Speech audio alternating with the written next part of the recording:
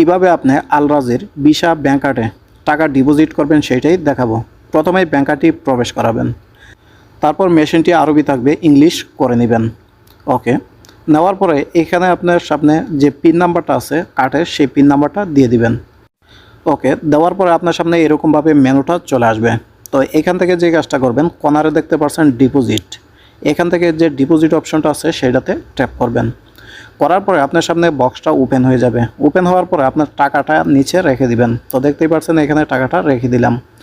দেওয়ার পরে আপনার সামনে টাকাটা কাউন্টিং হবে, হওয়ার পরে যত টাকা আপনি ঢুকাইছেন সেই টাকাটা এখানে চেক দিয়ে ব্যালেন্সটা অ্যাড হয়ে যাবে। তো দেখতেই পাচ্ছেন এখানে আমি মাত্র 100 টাকা দিলাম। তারপরে এখানে যে ডিপোজিট অপশনটা আছে সেইটার উপর আপনি ট্যাপ করবেন। ওকে, ট্যাপ করার পরে এই ব্যালেন্সটা কাউন্ট হয়ে যাবে। হওয়ার পরে আপনার ফাইনাল যে ব্যালেন্সটা আছে সেইটা দেখাবে। তো দেখতেই পাচ্ছেন একটু সময় নিচ্ছে, মেশিনে একটু সময় নেবে। তো দেখতেই পাচ্ছেন এখানে পুরো টাকাটা জমা হয়ে গেছে।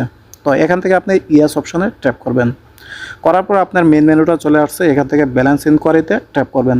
করার পরে এখানে কিন্তু দেখতেই পাচ্ছেন আপনার ব্যালেন্স এখন 100 টাকা হয়ে গেছে। তো ইয়েসে যখন দিবেন পুরো মেনু দেখতে পারবেন, এখান থেকে ক্যান্সেল করে বেরিয়ে আসবেন। ধন্যবাদ।